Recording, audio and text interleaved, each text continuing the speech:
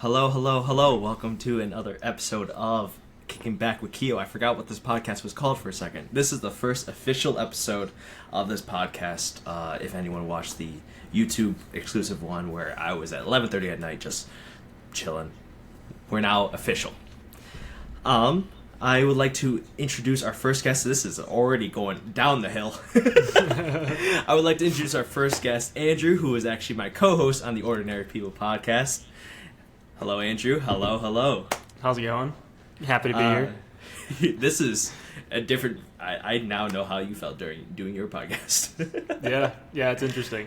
Would you like to introduce yourself and kind of who you are and... Sure, yeah. Yeah, I guess. Yeah, so I guess, okay, so going into it, I guess, so as Keo mentioned, we're co-hosts of the Ordinary People podcast. I think we've been doing that for on and off for probably around 4 years? I think so. Yeah. 3 or 4. So that's been pretty cool. And then outside of that, I also went to high school with Keo. And so we're now graduated, went to college with Keo too, actually. It was pretty cool. And now I work in finance. I moved from New York over to good old Utah in Salt Lake City.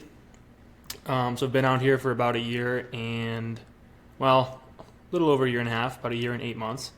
And it's been kind of an interesting ride. Just going through life, started in my 20s. Young 23-year-olds we are. Yeah, still there. 30s still approaching. Absolutely. Oh, God, not the 30s. Yeah, it's terrifying. You've actually touched on basically every topic that I kind of wanted to touch on.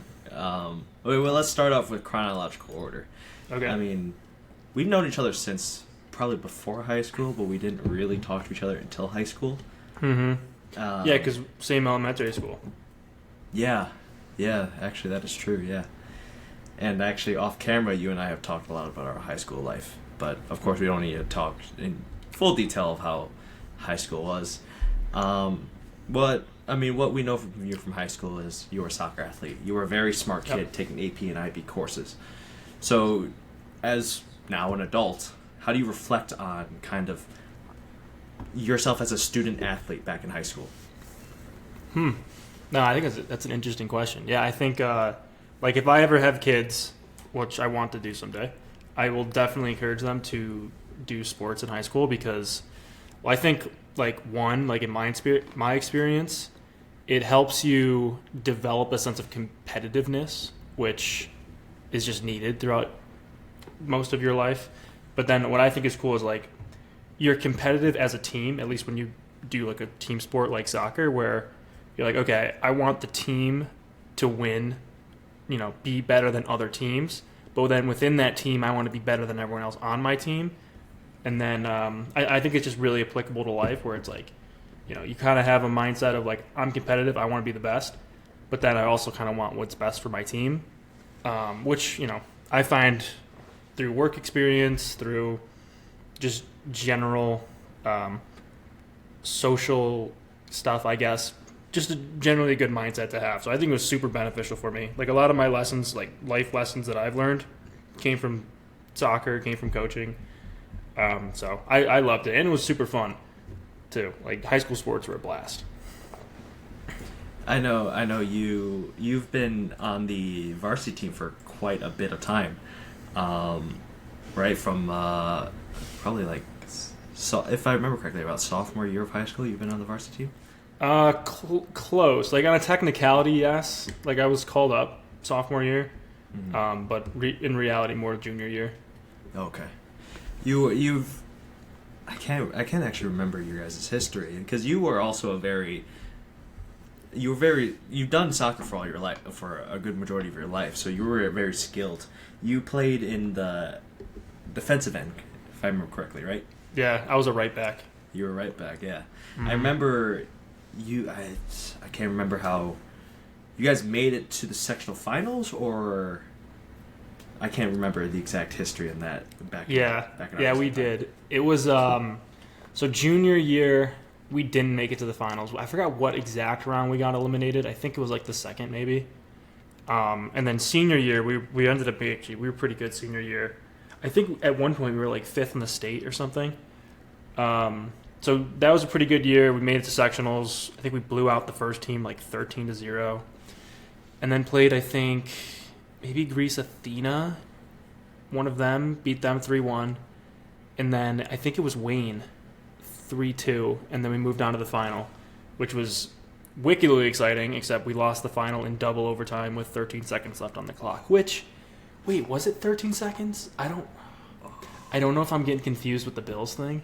No, it was 51 seconds. That's what it was. 13 seconds. You're too traumatized with the Bills. So traumatic. But yeah, so that was awesome, but that sucked. That day was horrible. Losing that final. I mean, our high school definitely does have the history of getting to high in sectionals in soccer and then kind of going off. The thing is, with at least here you and I are both fans of soccer, and we'll get into that eventually later. Did you ever feel that as a soccer athlete you were kind of undermined because in America football is the main sport, right? Did you feel as if like the soccer team wasn't as praised as the football team, even though at our school specifically, our soccer team was like amazing, especially say we were fifth in the state. Did you ever feel like, why is the football team even loved, even though the football team's kind of ass, like, realistically? Yeah, no, that's a good question because like as you know, like I really like watching football, but yeah, like you said, our high school football team was pretty atrocious. So I think our school did pretty good at appreciating the soccer team, just because I think the soccer team had a lot of connections, which drew people to the games, which I thought was cool. The games were always exciting. They were always pretty close. Like we were never blowing out teams, and we were never getting blown out. So they were always pretty close. So I think that kind of attracted a crowd because it was such an exciting game to go to. But yeah, in other schools, like football's king, and then soccer's kind of shit on for quite a, they have the whole foot fairy thing, and you're just, which I mean, this is fair to some degree. Like it's, people do flop, and it is what it is, and America likes rough sports, and I enjoy football as well. But yeah, I do think soccer deserves more love, and I think it's getting it. But Churchill did a good job. I think we'd get quite a bit of fans out there, which was nice. I think we even had a soccer homecoming, like the first home game. Yeah, it was like a soccer homecoming. That was a night because you guys. I'm pretty sure you guys destroyed that night, right? I think so. Yeah. Yeah, that was crazy. I remember standing on the sidelines. I wasn't. I think it was senior year, wasn't it? Our senior year. Mm-hmm. It was the first time the field was used. That was a new it. Field, right? Mm-hmm. Yeah. So, I remember standing on the sidelines, just a new facility, and then we smoke. You guys smoke, and then our football team then lost later on. But we're like, yeah, the soccer team won. Yeah. At least we got one out of it. Yeah, we got one. Yeah, but that's. Yeah, I mean, you were an athlete at Churchville, and like I said, you were a very smart kid, taking AP and IB. If I remember, you also took some IB courses as well. There's always a lot of talk about taking these courses. Did you feel the need that taking these courses were really necessary, or did you feel like, even though these courses were a little bit more challenging in high school, it kind of prepared me better for college? What is your opinion on kind of like these courses? Because I know many people are kind of in the opinion of, I could take the courses, not the test, or there's no need for me to take the course at all because I'm just chilling. You know what I mean? Mm-hmm. Yeah. So I think it definitely depends on major, right? So it's like if you're going to be, like, say you're going to be a doctor or physics or math or whatever it's going to be, right? It's probably best to, whether you're going to use it or not, probably take the most rigorous courses in high school that you can, just so you can get used to the idea of like a hard course and like getting your study habits down and just kind of proving to yourself that you can get through a hard course. Now, I was a business major, so I probably didn't need to take as many of the hard courses, but I think compared to the people who didn't take those courses in high school, I had a much easier time because I was already used to like when you go from like AP Chem to like a economics course, economics seems much easier. But for other people who haven't taken things like AP Chem, economics could be the hardest course you've ever taken as a first year business student. So it's having those harder classes in my back pocket, I think definitely helped. And I think Calc, we both took that class actually, Calc BC. Dude, yeah. Calc is, you use that for everything. Like that's, most people would raise their hand in Calc BC in high school and be like, when will I ever need to know this? Well, someone who took a very traditional path, and I don't have a real crazy job, yeah, you use calculus in a lot of stuff. Yeah. So I think it was helpful in some degree. And it was interesting too. Yeah, at least I thought it was. I recall we've had that conversation many times about like whether or not things were useful, and I mean I share the same opinion of, you know, it's good to take, of course, if your pathway in high school is kind of useful. I mean, I'm a little biased as a physics and math major. Yeah, so well, it's definitely useful for you. Yeah, I definitely needed that. But I remember, you know, since a lot of my athletes have been asking me, I never mentioned on this podcast that I'm a coach, but some of my athletes have been asking me, is taking these AP courses really necessary? And I went, and I would go, it's good preparation for lots of work. Like you said, AP Chem. AP Chem it wasn't difficult. It was just a lot of work. It was a lot of work. Way too much work for a high school course. It was a lot. It was just a lot of homework too. Oh, every single day you had to spend hours just to finish it. Oh yeah. Nothing too crazy. But yeah, I mean, I think you and I both kind of share the same opinion on AP IB courses, because I mean, like, it doesn't hurt to take. Yeah, exactly. And it's also like, what is the alternative, right? If you're like, okay, I'm going to take, let's say you're going to be a business major and you don't need some super high level math, science, or whatever it is. It's like, okay, well, how else are you going to fill your time? And if you filling your time is going to be on TikTok, then it's like, okay, maybe you should, you know, invest in something a little bit more meaningful. But if you're like, okay, I don't want to take ABIB courses, and instead I want to learn by reading books I'm interested in, and I want to start a podcast with my friends in high school or whatever, then it's like, by all means, go do that stuff if you don't need the ABIB courses. But if you're not doing anything anyway, like, you might as well. At least one course. I think good for everyone to take at least one hard course, just to prove to themselves they can do it. Yeah, absolutely. Because actually a lot of people that didn't do APIB courses, if they didn't do extracurriculars, they were kind of just at home playing video games. But some of them, I think I remember from our school, at least, some of them did some side hustles.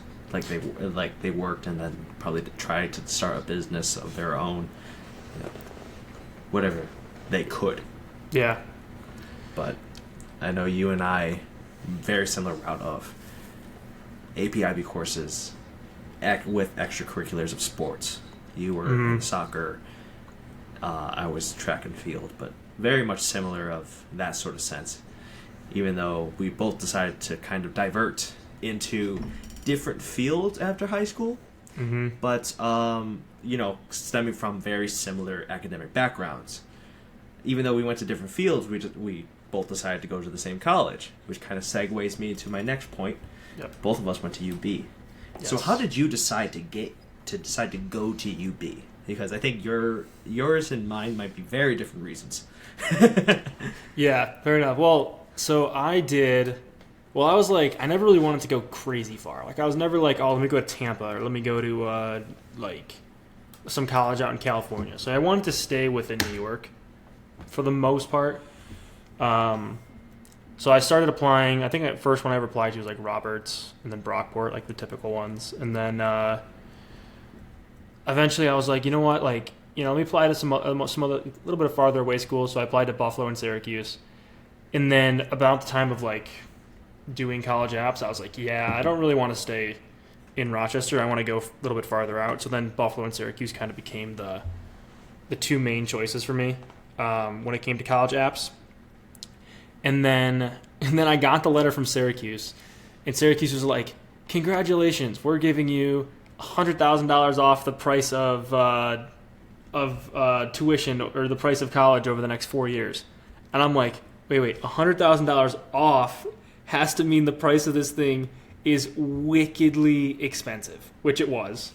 So they were good with financial aid and they were good with scholarships, but yeah, wickedly expensive, even after all that stuff. So then, like, for business, I just looked it up, and I was like, okay, UB and Syracuse rank equivalently in terms of their business school, and I will save like ridiculous amounts of money going to UB, so I went to UB. And I was a Buffalo Bills fan, and that totally played a factor into it. I did not know about that Syracuse thing. Yeah. Syracuse. Sorry, go on. No, Syracuse was definitely... I really wanted to go. I loved the campus. I loved the sports and stuff. I really wanted to go, but yeah, for the price, I couldn't justify it. Wow, I did not know. I honestly did not. Like, you and me have talked about crazy. It freshman year of like, oh yeah, Syracuse is expensive, but I didn't know that they gave you that much. I think it was that much, but that also included financial aid. Like, that wasn't all scholarship stuff. Yeah. It's still the fact that with $100K off, yeah, it's still more expensive than UB. Well, I think it's like I think their tuition's like $70K a year, or not their tuition, their total sticker price. So it includes room and board is like $70K a year, which is just unbelievable. That is unbelievable compared to UB, which is maybe what 20, 22, 25 with no financial aid. Right. With room and board and everything. Yeah, that's Mm-hmm. that is. I guess that is a positive about UB. I mean, you went. For myself, I guess it's a very similar story. UB was the very cheap option. I wanted to kind of go outside of Rochester. Don't do this, kids. I forgot to apply for the other schools. I did everything except for submit for the other schools. So I only went to UB. So UB was my top choice because I wanted a family in Buffalo easier. Mm-hmm. But kind of just the idea of staying in Rochester kind of was unappealing. But UB was a big school. You're right. And in comparison to our high school, of class of like 350. Mm-hmm. UB's graduating class is nearly 1,000. Yeah, a couple thousand. Mm-hmm. A couple thousand. So it was. I know that was a big factor for me of wanting to go to UB. Did the big class kind of bother you at all, or did the change of going from basically like our school wasn't small, but going from knowing basically everybody in our class to going, I know nobody. Yeah, I think freshman year that's a huge adjustment because you're taking like classes with lecture halls of 450 kids. I think I had one with 500 kids one class. So it's like even if you sat down and you're like, "Oh, hey man, what's up?" and you like made a friend in the class, you never saw that kid again because there's 500 different people in your class and there's no seating arrangement. So like I think in the beginning it was tough. And then I think what most people then do is they like find like a niche, like they find like their own like smaller community within the big school, and then it's usually fine. So I think that usually kind of starts with like who's in your dorm. So a lot of it was like Tom, Eric, you, Dave, all that stuff, and then I'd end up joining that professional business fraternity, and so that kind of brought the school down from like the 30,000 kids that it has down to like 100 people roughly. So I got a lot of my social time was spent with them, which was good. And then your classes get smaller, you meet some friends in class, and but in the beginning, definitely adjustment because it is those are some really big lecture halls, and you literally don't see like I said, you just don't see the same people over twice. It's just so big. Yeah, absolutely not. I remember first year I would come over to yours and Dave's apartment, like dorm every day because I didn't have any friends. There were so many people. It was like, who do I hang out with? And I was like, oh, I'll just hang out with the guys from high school. And we hung out for quite a while until, of course, COVID. Yeah. where that's when things happen. But Yeah, it was. I think it's in a way. I think it's good too because I got from freshman year of college. I'd say right coming in first semester and a half that we had before COVID. It's like when you're in a school with that many people, in like you obviously you don't make friends right away. Like especially me. Like I've never really made friends right away. It's always taken a little bit. But then the good thing is like you get comfortable, like eating at the dining hall alone. You get comfortable like studying alone. You get even small things like going to the bathroom. Like I wouldn't. I don't know if this is not professional. I wouldn't go number 2 anywhere else until I went to college. So like you learn like all these weird little things that are just helpful to have. Like now I have no problem eating alone. Like I'll go into a restaurant, I'll just sit there and eat by myself. I'll go to a coffee shop, I'll study by myself. So I think I learned that, which is like I think that was really helpful of going to a big school. I honestly that thing about going number 2 in a college university is actually like a huge. I think it's a huge thing for a lot of people that to adjust to mature. Yeah.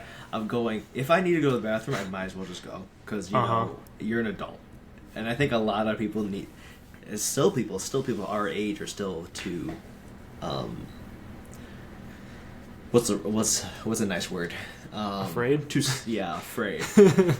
Too afraid to go to a public toilet. And at this point in my life, I think you do it. I think you've talked about this before.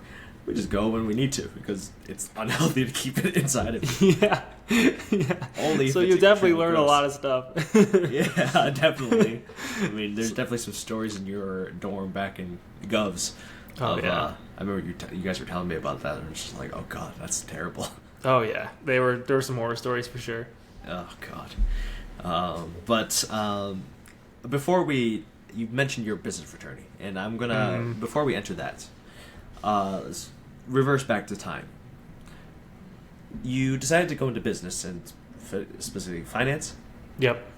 So what made you get into that decision? Because obviously, I mean, you and I are both very different majors. I went to physics. You went to business. What made you go into business? And just delve into that. And then how did you kind of, I guess follow-up question after that, since you were in the business, how did you get connected with somebody into this fraternity to kind of, delve into more of this business, finance sort of professionalism that you've built? Yeah. So I think going into business wasn't the hard, like for me, wasn't a very difficult choice. Like I wasn't one of those people, which thank God, because I don't envy them, who like had to really sit and think about what they wanted to major in for a really long time. Which thank God, I was very lucky for that. I think because like my dad owns a small business, my grandpa's parents owned a butcher shop in Italy. My grandma owned a touring company. My cousin owns a plumbing company. My other cousin owns a hotel. The other cousin now owns a financial firm. My uncle owned an accounting firm, right? So like, and now my aunt actually owns a weight loss company. So there's just a ton of like small business in my family. Wow. Yeah, I've never really listed them off like that. So that's kind of interesting even for me to hear. But yeah, there's a ton of small business in my family. So I was like, that's totally what I'm going to do. And I also started to listen to like Gary Vee in high school. Oh. Which is the most like typical business student thing that could ever be done. So just the mix between that and just having the family connection is like, all right, I think business is what I'm going to do. And then I didn't know right away I wanted to do finance. It was kind of something that I figured out when I got there. But yeah, so finance was, well, there's 5 main facets, right? There is finance, HR, marketing, operations. Finance, HR, marketing, operations. Well, accounting is a different major. And then there's another one, too. I don't remember what the other one was.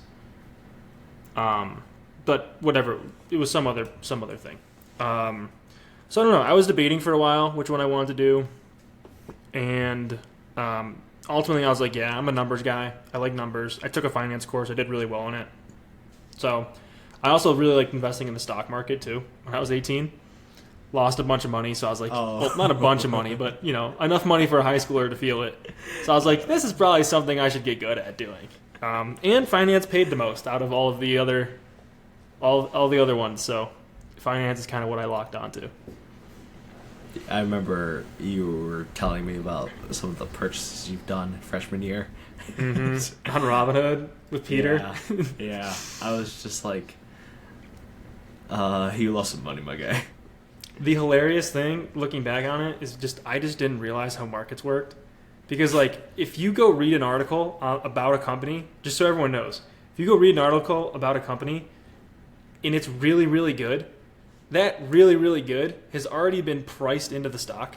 So if you're reading it 30 seconds after it came out, time's up. You've already passed your window to make money on that.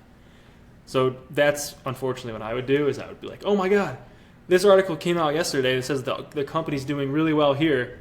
I'm going to go buy a bunch of stock. Not realizing that the stock price just jumped because that article came out yesterday, and I'm behind the times. So stocks are so difficult. They are, dude. Especially in high school, it just didn't make a lot of sense. But I think I'd be a little better now if I was investing. You're definitely a lot better now with the amount of knowledge that you've been exposed to in college with your fraternity, and now working. So, how did you get into that? I personally can't even remember how you told me before how you got to fraternity. Was it during COVID that you joined fraternity? It was, so I saw it actually, it was the club fair, like our first semester club fair is when I first found out about it. Okay. And the reason I found out about it was because there was a Church of Charlie alum who was in it, and me and Dave were in the club fair, and he's like, oh, that's this guy. He's in this. You should look at this.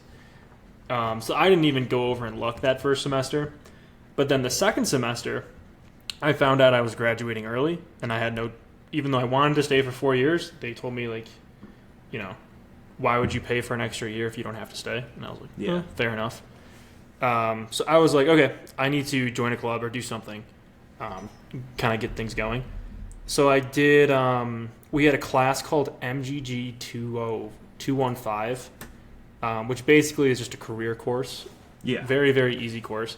But one of the days, it's like they hold a career fair again, and you're like forced to sign up for a club. Like, you're forced to like write your name down at least. Oh, okay. As like a classwork assignment, which okay, that's weird. You want to compare and contrast the physics and business. I just had to put my name on a piece of paper. But basically, I did that, and then I got roped into doing it, and it was best decision I ever made in college by far. It was awesome. But that was basically the backstory of how I ended up joining, was that one class forcing me to write my name down. Sometimes it's one of those moments where one small thing makes a really great decision, even if it's unintentional. Oh, yeah, totally. Just a class making you sign up for a club, making you join that fraternity. Because honestly, because you joined your fraternity during freshman year. I remember, for myself, I joined my club at the Society of Physics Students, that people know, the pajama that I always wear. I joined that because one of my friends, she threatened me, not literally, but but she was like, "You guys better join, or I'm going to threaten you." I'm like, okay. So during COVID, I eventually joined them, and eventually, kind of by coincidence, got elected into the executive board. Then I became president senior year. It just became one of those things. So completely by accident. But you know what? I ended up joining it and meeting the group of physics people that I love to hang out with. Yeah, and that's cool too, because I feel like we were similar in that too, where it's like, and I feel like it was the same way with like your physics club as it was with like the fraternity, was just work hard, play hard. Like, you have your friends to like hang out with and chill with afterwards, which is super great. But then like when you got to work and you got to do your like get stuff done and study, it's just like super focused. You have a group around you supporting you. Like it's awesome. Supporting you. Yeah. Well, I'm throwing some shade at some people that I know. Fair enough. Probably there are always some petty people out there. Oh yeah. But yeah, that's honestly, you graduated early, right? Mm-hmm. After 3 years, I did 4 years. I actually prepped this question beforehand, but I actually forgot it now. I gotta love that. You graduated in 3 years. Did you kind of? I know you didn't expect it, right? Mm-hmm. And you said that you wanted to. You kind of answered half my question, that you wanted to stay the extra year. Mm-hmm. So when you found out that you were staying for 3 years, did you think about taking a gap year, or did you decide? Did you fully go on? Okay, I have to find a job to kind of go on, because I know some people would take a year off, do something part time, then go look for a job. And I know for your case, you went straight to looking for a job. Mm-hmm. Did you ever have the consideration of kind of taking it back a little bit? I wouldn't say. I don't think I had the consideration of a gap year, just because it's just, unfortunately, there's so many business students graduating that it's very unfriendly, because just marketing wise. But I did consider like doing a minor, and then actually I don't even know what happened to it. I was like, yeah, I'm gonna do an economics minor. I'm gonna do that, and I'll stay my extra year. And then I genuinely just think I forgot about it. So I didn't end up doing the economics minor, which thank God, because I actually heard it was pretty hard. But yeah, I wanted to stay, and then they made the argument about money, and I was like, fair enough. I don't want to pay for it, and yeah, like it would have been nice to have a longer college experience, especially with COVID. But I think I kind of did the things I wanted to do by the time I graduated anyway. Where it's like, if I had an extra year, it would have been fun. I would have been doing kind of the same thing I was doing. Mm-hmm. But in terms of like the amount of growth I think I was getting in college, I think that kind of peaked by the end of my last year anyway. So wouldn't have been a lot of growth. Would have been more fun to stay. But yeah, I definitely saved some money, so that was nice. I forgot that. I mentioned COVID before, but I kind of forgot to even mention how COVID. Mm-hmm. You and I were the first base of the year. You were among millions of other people. We were the first kind of year of kids to kind of get affected by a pandemic. Yeah. Realistically, taking basically a year and a half off of our college life. Like, pretty much. We lost our last half freshman year. We lost almost the entirety of sophomore year. Mm-hmm. Both you and I had the situation very different. I stayed back home here, and you stayed in the dorms, if I remember correctly. You were in Griner, right? Yeah. So what made you have the decision? Well, one thing, what made you kind of decision to stay on campus? And second, how did that really affect you? I know it's cut it short, but is there anything else that kind of cut you off? Yeah, so I think it was good and bad in my case. Like, good and bad in my case. Freshman year, yeah, that was disappointing, because I think right around the time we sent home was right around the time I was like, this is kind of fun. Like, I've actually got a little bit group of people now. Like, this is going pretty good. So that was disappointing freshman year. But I was signed up to join the fraternity that year, which then got pushed to the next semester. So my whole first half of sophomore year was spent just doing fraternity stuff. So that was good. That took up a bunch of time, and I still got to meet people despite everything being closed. So actually, it worked out pretty well for that. So I mean, it wasn't great. Could have been worse. I mean, I think. And then staying in Griner, like you mentioned. I think the thought process was, okay, I'm graduating early, and I'm already not going to be at college as long as most people are going to be in college. So I'm going to get back there as soon as I humanly can. It's like as soon as they let me back in, I'm going to go back. Gotcha. So kind of just wanted to experience it. I think that's one of my regrets of kind of coming back, because even right now, I said this to you, this is a very COVID-like situation. I'm kind of separated from all my friends, which is kind of what happens after graduation. Which we'll get into that. I am. These segues are not as clean as the Ordinary People podcast. So before we move on to our next topic, is there any advice that you want to say to those that are getting into college, that are currently in college or currently getting to graduate, or are about to graduate? Anything you want to say to the youngins out there that that we old people like to say? Yeah, I would say, let's see. There was a quote that a professor said once on a TikTok that I watched, which explained it perfectly, and I don't remember the exact quote, but it was something like, work as hard as possible, study as much as possible, and any times you're not working or studying, have as much fun as possible. So I think something along those lines of just like, you definitely have to work hard, make yourself competitive for, getting a job and all that kind of stuff. So definitely work hard, but it's also probably the most fun time of your life. So definitely take advantage of it. So that's what I would say. Work hard, play hard. That is some solid advice and something that I think I needed to listen to. Definitely. Yeah, there were times that I done didn't have fun in college and should have really relaxed. It is hard though, depending on your major. Yeah. It's a lot easier for a business major to say work hard, play hard. There's a lot more to that play hard in there. It'd be like that sometimes. Yeah. Now, since you're able to give this advice, it's mainly because you graduated from college. Unlike when we first started the Ordinary People podcast, we were in college. We could actually say advice because now we're out of college. Mm-hmm. So you already mentioned before that you're moving away, and now you're living in Utah, which is states away. No one knows where. To be honest, I didn't know where it was.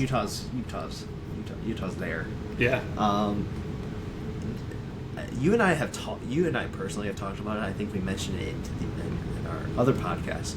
What were the struggles that you kind of had, like any positive and negatives that you kind of had, kind of moving away and kind of living on your own? If you want to expand on that. Yeah, I think so.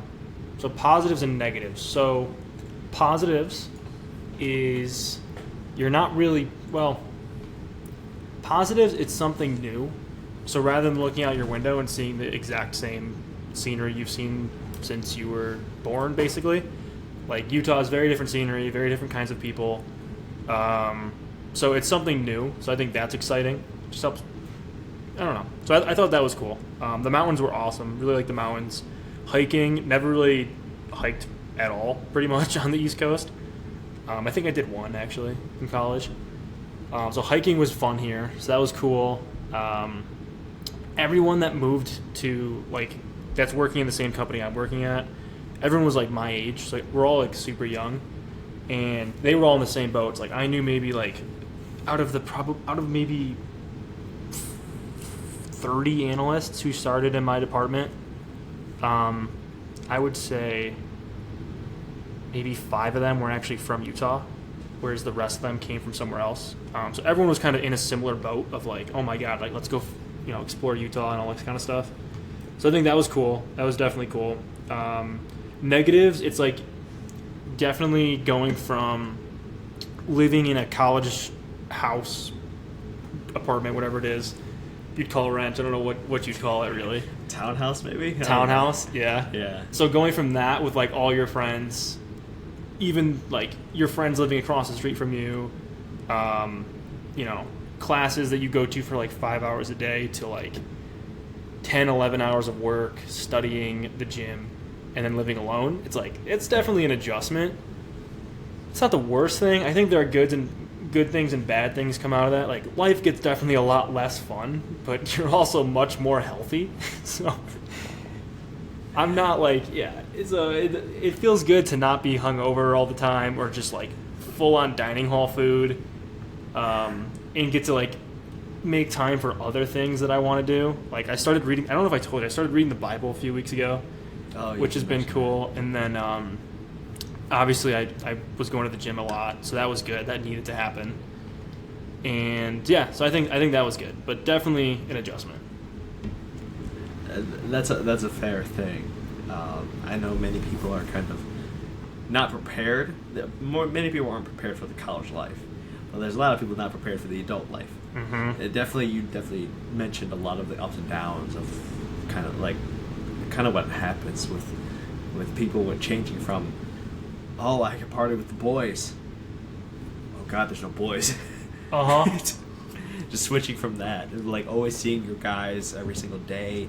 Then now, especially in your case, since you're basically separated from everybody else, you're kind of finding new hobbies, and that actually brings up with hobbies that you kind of bring. You have been reading a lot more. Additionally, you've been going to the gym, which you and I have talked about numerous amount of times, and also both of you and I are both sports lovers. We've talked about soccer, we've talked about football, but we've also mentioned we are both also podcast hosts. Yeah. So you have your own podcast. It's a bit inactive at the current moment, if I know correctly. It is pretty inactive, yeah. Hopefully we can see that once again. Hopefully soon. What made you kind of agree to kind of do this podcast? Yeah, interesting question. Well, I think number one, we already do so many podcasts where it's like, oh, this will be cool. But two, I also like how, like, for those who watch the Ordinary People podcast, this is definitely a little bit more of a structured, formalized podcast, which I think is cool. It's just adds another layer to the Andrew and Keo characters, the Ordinary People. So yeah, and I think like as we've talked about too, just like, we're not super old. Like, I can't give a lot of life advice, but I can give a little bit of life advice now, or I can at least share my experience, and hopefully someone finds it relevant. So I think that was also a enticing factor. Yeah, that is definitely. And I remember you and I have talked about it numerous times before we even started the Ordinary People. How we should do a podcast. And then we finally did it, and we were so serious on it. Yeah, it was so. I wrote a business plan. We were writing a business plan. I was like the social media guy. You were the one behind the scene, figuring everything out. Mm-hmm. And then once we went on hiatus, we kind of just came back, and it was just a way for us to hang out. Pretty much, yeah. And yeah, that was kind of how the change of the Ordinary People podcast. Then we both kind of decided separately to kind of, actually you inspired me because you started to do one that's more focused on business to kind of cater to what you know. Mm-hmm. Then I kind of went, I could probably do that for the same thing. I'm not going to do entirely physics because there's so much, and I'm still not an expert on that. Mm-hmm. But kind of just what I do know, which is kind of going through college, adulting. I know a little bit of physics, and I do know my friends. Yeah, exactly. And it is tough too, because physics is one of those such a tough concept. Where it's like there can't be that many 23-year-old guests who can really have deep, engaging physics. About physics. Yeah, I can bring in my friends, go like, "What do you do for research?" And then saying all this stuff, and then I'm like, "Yeah, I get that." Yeah. I totally understand what you mean by a phase transition of molecules. It's just like, okay. I would just be on ChatGPT, just like, okay, they said this. What does that mean? Yeah. So, yeah, our podcasts have been very much different. Like you mentioned, this podcast is a little bit more structured and less you and I kind of spitballing and kind of just whatever comes to our mind, we kind of just talk about. Whatever, it's just boom, goes. Yeah. Both of our individual podcasts have been a little bit more structured of an idea of the individual instead of boys hanging out. Yeah. Which is interesting. I think it adds a cool extra layer to doing podcasts. And I think it's just the act of creating a podcast I feel like it's been so useful in just everyday life. Especially for me, because I wasn't always a very talkative or outgoing person. But being able to be okay, consistently on a weekly basis, just have hour-long conversations. I think it's definitely actually, dude. The last one was 3 hours, even though all of it wasn't recorded. Yeah. But I think that's definitely helpful. You and I have mentioned, especially you have mentioned that you've been able to talk more to people outside now. Changing, becoming a podcast and making podcasts become a hobby has evolved you to kind of help practice socially speaking with other people? How a person can come up to you and say something and you could answer back instead of, back when, before we both of us started, we were like, yeah. Yeah, and it's like it's sometimes it's like it's tough to just carry on conversations for that long. But when you do it so consistently, I don't know, it just becomes so natural. Like now I no longer have the fear of like meeting someone I don't know and be like, oh, how am I going to talk to this person for an hour or whatever it is. It's like, oh, like, I could talk to this person for an hour. I may not vibe with them. It may not be the most riveting conversation, but I could at least talk to them for an hour. Yeah. So. And you honestly, I've been looking at the time of how long this podcast has been. I still have a few more things I want to talk about, but just a little fun things. But noticing how the time has passed by and you've kind of been able to kind of go through, it's been 46 minutes to this point. Wow. Yeah, and the fact that you're able to kind of continuously talk through, and I'm like, this is something that Andrew has not done, even on our podcast. Well, so that's I mean, I guess that's good. Sometimes I feel like I'm rambling. Then I'm like, oh, I gotta shut up. Nah, you've been, your timing has been. At least it's not like me where I kind of go in circles. You know what I mean? Fair, yeah. So, just kind of end this momentum, and this hobbies and what we kind of enjoy doing. We're gonna circle back to soccer, and a little game of start, bench, or sell. Oh boy! Let's or see what sell. Your opinion, how your opinion is. I don't have too many people. I have a few. We're gonna. I have some for soccer. I have like 2 sets for soccer, and then I have something similar for football. And I think the football one you might be more upset over, and we can probably have a discussion over that. For soccer, okay, we're gonna do start, bench, or sell. Of course, this is current condition. Start, bench, or sell Mbappe, Messi, Ronaldo. Okay, so current condition. So Ronaldo, well, the finance in me says, God, please sell him, because the amount of money they paid him is mind blowing. But he's Ronaldo, so I think you keep the guy. Or wait, is it exclusive? Does one have to be? Yeah, each one has to be used. Oh, okay. So sell Ronaldo just because you pay him so much money. And then was sell? Start, bench, or sell? Bench. You can't ever not start Messi. You have to start Messi. So you're gonna bench Mbappe. By default, you unfortunately have to bench Mbappe, which sucks because he's so young and good. Hey, I'm sure many people would agree with your opinion on that. I mean, you could really switch. I think you have to start Messi. You could probably switch Ronaldo and Mbappe. Is sell worse? You're gonna sell Mbappe? Is sell worse than sit? Than bench? Than bench, yeah. I mean, you could sell them to a rival team and they could beat your ass, if you think about it. So you're okay. Yep. Okay, I got you. Yeah, no, I would. Yeah, I would sit Mbappe. Unfortunately, sell Ronaldo. Ronaldo's a bit older, so I would agree with you on this. I think it could just because I'm a bigger Messi fan, but I do think Ronaldo's kind of going on that downhill. Our second set, we have Haaland, Saka, our star boy from Arsenal, and Bellingham, Jude Bellingham, the superstar at Real Madrid. So we have the tank from Man City, the star boy in Arsenal, and the superstar in Real Madrid. Start, bench, sell. This one I think is the hardest one out of the two. I feel like because I don't know like I definitely watch Arsenal the most.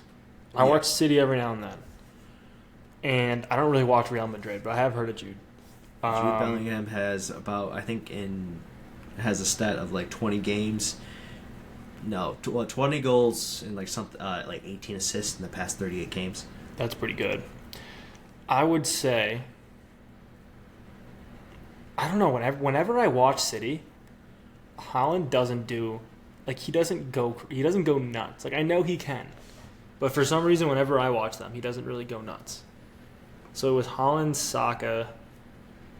I don't know. I feel like Saka hasn't even scored a whole bunch, but Yeah, I feel like he influences the game so much. Saka's at 20 goals right now. I mean, that is pretty good.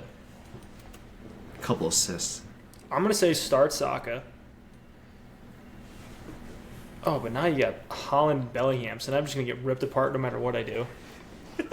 So, all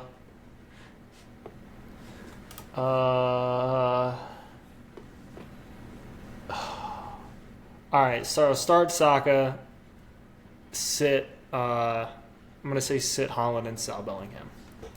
Ooh, And I just don't have enough. I just don't have enough info or experience watching him to really. Gotcha. So I'm gonna say sell him.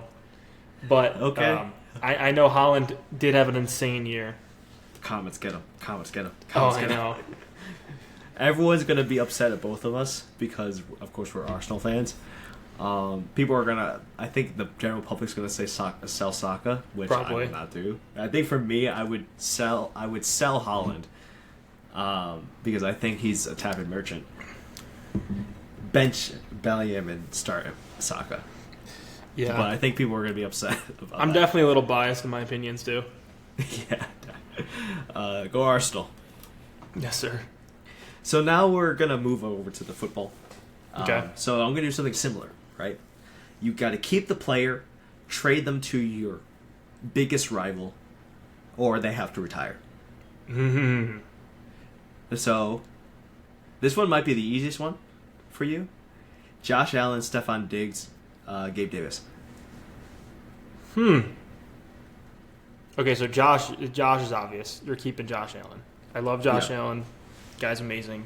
I think best quarterback I've ever watched in my lifetime besides Brady. Yep. Oh wow! I did not mean to say yep. Hold on a minute. I'll preface that includes Patrick Mahomes, but Wow. actually, That's an opinion. that one I might get ripped apart for. But I think visually, Josh Allen's more exciting to watch than Pat Mahomes. Pat Mahomes is better though. I'll give it. He is better. Okay. But anyway, so I'll keep Josh, and then I think you got to trade. Gabe Davis to your rival, which sucks because if you happen to be playing, give him to Kansas City Chiefs, I guess, for Yeah. your case. which the problem with Gabe Davis is he'll like go off and score like 4 touchdowns in a game, like once a season. So you just gotta hope that's not the game you're playing them. Yeah. And then what was the other option? It was so Retire. then. I'm sorry, Diggs. You're in retirement. Diggs is retiring. Yeah. Whatever age he's in. Wow. Honestly, giving Diggs or Josh Allen to a rival is probably like a no-go. Oh, Because yeah. whatever the Bills' rivals is, it's what people would say Miami, Patriots, or the Chiefs right now. Mm-hmm. That's a tough decision. I mean, me as a Giants, it wouldn't affect me too much. But Yeah. I just don't wouldn't think want you to. say bye to. I feel like Diggs is such a competitor. I wouldn't want to sell him to a rival. I feel like he'd want to get you back for that. Absolutely. Keep trade or retire. Prime Tom Brady, prime Patrick Mahomes, prime Peyton Manning. So now it gets. You're gonna say interesting. I know you're gonna say retire Patrick Mahomes. Okay, I would love to see Something like Patrick that. Mahomes retire. All right, so keep. I mean, you got to keep like. People have been having the debate of Brady versus Mahomes. I think it's not even close. Brady Yeah, has I 7 rings. It's like ridiculous to even be having the conversation right now. If Mahomes keeps the pace for as long as Brady did, then yes, he's on pace to beat Brady. But he's not better than Brady. So you gotta keep Brady. Guy was unbelievable. He just won football games. And then it was trade and it was trade and retire. Trade and retire. And it was so Peyton Manning. Peyton Manning or Patrick Mahomes. Who are you retiring? Who are you trading? Who are you facing? Basically, who are you facing against? Who do you want? Who do you retire? Peyton Manning was a dog. I guess if you're going on Super Bowls though. I Who are guess you you're not gonna see in the trading. league? I don't know. I guess you. Well, I guess the other question would be, does Mahomes perform the same under a different team? Give them a good performance on it. So whoever plays trade rivals, they have a great performance. So I'm gonna say trade. I'm gonna say trade Peyton. Trade Peyton. Retire Mahomes. Or wait. No, other way around. Oh wait. No, but I wouldn't want to trade Mahomes because that would. Yeah, retire Mahomes, trade Peyton. Yeah. Two dogs, Tom Brady versus Peyton Manning. Two greats going at it. Two really good football players. I would agree with that, just because I would like to see that clash again. Oh, yeah. That'd be amazing. And the last one's a little bit of a smaller one. Keep Justin Jefferson, trade... well, I shouldn't say that. Justin Jefferson, Deebo Samuel, Tyreek Hill. Trade... keep, trade, or retire. Keep Tyreek.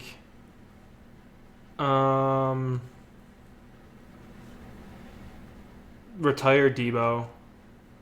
Deebo. Oh wait, no, it was the other one. Trade. Oh yeah, no, sorry. Trade Jefferson. Wait, I'm trying to get these. This always confuses me. Okay, so it goes. The number one, it would be Tyreek, right? You'd want to keep Tyreek. You wouldn't want to trade your number two to a different team. So. Yeah, this one's very confusing. With the you wouldn't. So then number two, I would put at Justin Jefferson. So I would say, yeah. So you'd have to retire Justin Jefferson. You'd have to trade Deebo. Yeah. Wow. See, it's sad when you retire them. That means you can't ever see them in the league. Yeah. But I think that's a good point. That you don't want the second to be there. Mm-hmm. You want the worst. But it's also, you're kind of saying that Justin Jefferson's better than Deebo Samuel, which is a very good point.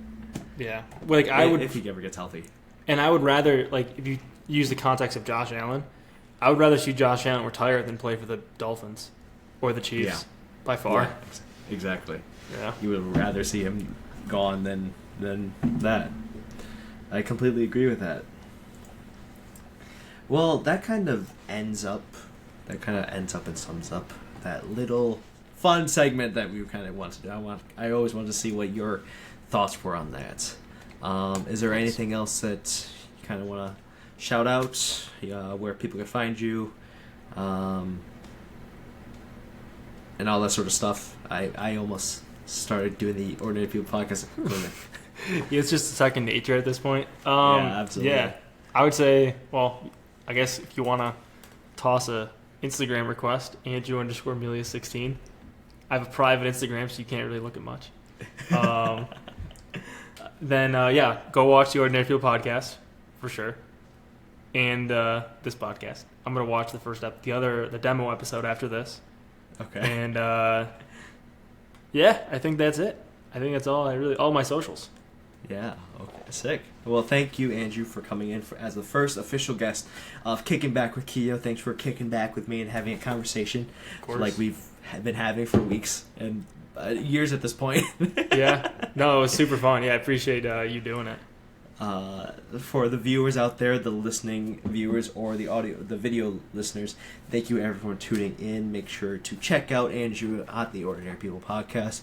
There's definitely not going to be me as well. I'm definitely not self-promoting at all. If you guys want to see anything else that I'm exactly doing, make sure to check out everything below. Everything's going to be in the description below. So the Ordinary People podcast will be down there.